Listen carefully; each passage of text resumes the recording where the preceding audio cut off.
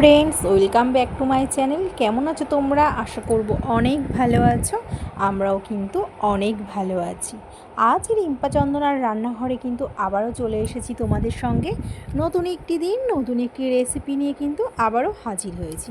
তো বন্ধুরা, আজকে কিন্তু নিয়ে এসেছি দারুণ একটি রেসিপি। চিংড়ি মাছ এমনই একটি মাছ, যেই রান্নাতেই দেবে সেই রান্নায় কিন্তু স্বাদ কিন্তু দারুণ লাগবে। তাহলে চলো বন্ধুরা, চিংড়ি মাছ দিয়ে করব আজকে একটি দুর্দান্ত রেসিপি। এই যে বাজার থেকে একটি টাটকা ফুলকপি নিয়ে এসেছি, আর ফুলকপির পাতাগুলো কিন্তু একদম কচি। তো ভাবলাম ফুলকপির পাতাটা ফেলে না দিয়ে আজকে দারুণ একটি রেসিপি করব চিংড়ি মাছ দিয়ে ফুলকপির পাতা বাটা। তাহলে চলো বন্ধুরা, আজকের রেসিপিটা তোমরা একদম স্কিপ করো না, পুরোটা দেখার জন্য অনুরোধ রইল। তো এই যে আমি ফুলকপির পাতাগুলিকে ছোট ছোট করে আমি কেটে নিয়েছি, আর পরিষ্কার করে আমি জল দিয়ে কিন্তু ধুয়ে নিচ্ছি, কারণ ফুলকপির পাতাতে কিন্তু অনেক রকম নোংরা পোকামাকড় থাকতে পারে। তো আমি খুব ভালো করে পরিষ্কার করে ধুয়ে নিয়েছি। এবার একটি ডেকচিতে আমি একটু জল দিয়ে আমি একটু ভাপ দিয়ে নেব। এই যে আমি খুব ভালো করে কিন্তু ফুলকপির পাতাটাকে কিন্তু আমি ভাপ দিয়ে নিচ্ছি। এবার আমি পাতাটাকে ভালো করে জল ঝরিয়ে নেব। এদিকে একটি কড়াইতে আমি তেল দিয়েছি। ভর্তা কিংবা বাটাতে কিন্তু একটু বেশি তেল না দিলে একদমই ভালো লাগে না। তো তেলটা গরম হয়ে গেছে। এবার আমি দিয়েছি কালো জিরে, 30 থেকে 30 কোয়া মতন আমি রসুন দিয়েছি, আর আমি 7 থেকে 8টা কাঁচা লঙ্কা দিয়েছি। এবার খুব ভালো করে একটু ভাজা ভাজা করে নেব। আর যে কোনো ভর্তাতে যদি একটু রসুন বেশি করে দেওয়া হয় তাহলে কিন্তু দারুণ স্বাদ হয় খেতে। তো একটু ঝাল ঝাল করেই করব, তার জন্য 7 থেকে 8টা কাঁচা লঙ্কাও দিয়েছি। আর আমি দুটো পেঁয়াজ আমি কেটে নিয়েছি একদম ঝিরিঝিরি করে। তো আমি পেঁয়াজটাকেও কিন্তু দিয়ে দেব। এবার পেঁয়াজটাকে একটু লাল লাল করে কিন্তু আমি ভেজে নেব। তো দেখো, আমি পেঁয়াজটাকে কিন্তু ভেজে নিচ্ছি। আর এই চিংড়ি মাছ তুমি যে কোনো রান্নাতে দেবে না কেন, খেতে কিন্তু খুবই ভালো লাগবে। চিংড়ি মাছ এমনই একটি মাছ, তার স্বাদ যে কতটা ভালো লাগে যে কোনো রান্নাতে দিলে। যারা মাছ খেতে ভালোবাসেন তারা কিন্তু বেশিরভাগই কিন্তু চিংড়ি মাছ কিন্তু খুব ভালোবাসে খেতে। আমি তো খুবই ভালোবাসি চিংড়ি মাছ খেতে। তো এই দেখো, কথা বলতে বলতে এদিকে পেঁয়াজ, রসুন আর লঙ্কাটাও কিন্তু বেশ ভাজা ভাজা হয়ে গেছে। একটু লাল করেই কিন্তু আমি ভেজে নেব রসুনটা, পেঁয়াজটা আর লঙ্কাটা। তো আমি খুব ভালো করে কিন্তু ভেজে নিচ্ছি। এবার আমি চিংড়ি মাছ নিয়েছি, চিংড়ি মাছকে লবণ হলুদ মাখিয়ে নেব। আমি এখানে চিংড়ি মাছ নিয়েছি, বা চিংড়ি মাছটাকে ভালো করে পরিষ্কার করে ধুয়ে নিয়েছি, আর এখানে লবণ আর একটু হলুদ দিয়ে আমি চিংড়ি মাছটাকে কিন্তু ভালো করে মেখে নেব। আর এই যে আমি কিন্তু পেঁয়াজ, রসুন, কাঁচা লঙ্কার উপরে চিংড়ি মাছটাকে দিয়ে দিয়েছি। এবার খুব ভালো করে কিন্তু চিংড়ি মাছের সঙ্গে আমি ভালো করে ভেজে নেব।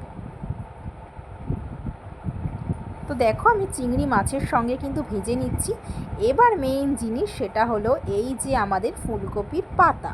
তো ফুলকপির পাতাটাকে আমি ভালো করে কিন্তু ভাপ দিয়ে নিয়েছি, আর জলটাকেও ভালো করে ঝরিয়ে নিয়েছি। এবার আমি কিন্তু পেঁয়াজ, রসুন, কাঁচা লঙ্কা চিংড়ি মাছের সঙ্গে খুব ভালো করে ভেজে নেব, আর সঙ্গে দেব স্বাদের জন্য লবণ, হলুদ। যে কোনো ভর্তাতে একটু মিষ্টি না দিলে কিন্তু একদমই ভালো লাগে না। তো আমি এখানে স্বাদের জন্য একটু চিনি দিয়েছি। এবার খুব ভালো করে কিন্তু আমি ভেজে নেব। তো দেখো, আমি খুব ভালো করে কিন্তু ভেজে নিচ্ছি। এবার আমি খুব ভালো করে কিন্তু চিংড়ি মাছের সঙ্গে এই যে সব কিছু খুব ভালো করে আমি ভেজে নিচ্ছি। আর দেখুন কতটা জল বেরিয়েছে। এবার এই জলটাকে কিন্তু আমি খুব ভালো করে টেলে কিন্তু শুকিয়ে নেব। খুব ভালো করে জলটাকে কিন্তু শুকিয়ে নিতে হবে, যাতে কোনো রকম জল না থাকে। তো আমি খুব ভালো করে 10 মিনিট কিন্তু আমি এটাকে ভালো করে শুকিয়ে নিয়েছি, কারণ এরপরে কিন্তু আমি কোনো রকম টালবো না। আর খুব ভালোভাবে 10 মিনিট ধরে আমি এটাকে ভালো করে কিন্তু ভেজে নিয়েছি। এবার এই যে ভালো করে আমি নামিয়ে নিয়েছি। এবার একটু ঠান্ডা করে নিয়েছি, গরম অবস্থা আমি বাটবো না, একটু ঠান্ডা করে আমি কিন্তু শিলে বেটে নেব। আর শিলে বাটার স্বাদই কিন্তু হয় আলাদা বন্ধুরা, কারণ যে কোনো ভর্তা যদি একটু শিলে বাটা হয় তার স্বাদ কিন্তু একদম অন্যরকম হয়। মিক্সিতে বাটা কিন্তু আমার একদমই অতটা ভালো লাগে না। যে কোনো ভর্তা যদি একটু শিলে বাটা হয়, যে কোনো বাটা, তার স্বাদ যেন আরও দ্বিগুণ হয়ে যায়। আগেকার মানুষেরা কিন্তু বেশিরভাগ জিনিসই কিন্তু শিলেই করতো, বেশিরভাগ কি সব কিছুই কিন্তু শিলেই করতো, বাটা বাটি মশলা কিন্তু মিক্সিতে না আমার তত একটা ভালো লাগে না, কিন্তু যখন অনেক কাজের চাপ থাকে তখন হয়তো আমরা মিক্সিতে একটু বাটি, কিন্তু বেশিরভাগ সময় কিন্তু আমরা চেষ্টা করি শিলে বাটার। তো এই যে শিলে কিন্তু খুব ভালো করে আমি কিন্তু বেটে নিচ্ছি। খুব একটা কিন্তু বেশি বাটা লাগবে না, 2-3 বার কিন্তু বাটা দিলেই কিন্তু আমাদের কিন্তু বাটাটা একদম রেডি হয়ে যাবে। তো এই যে আমি কিন্তু খুব ভালো করে কিন্তু ফুলকপির পাতা সব কিছু কিন্তু আমি বেটে নিচ্ছি একসঙ্গে। তো দেখো আমাদের কিন্তু বাটা একদমই কমপ্লিট হয়ে গেছে শিলে। এই যে আমি একটি কাচের প্লেটে কিন্তু নামিয়ে নিয়েছি। তো বন্ধুরা, তোমরা ফুলকপির পাতা একদম ফেলে দিও না।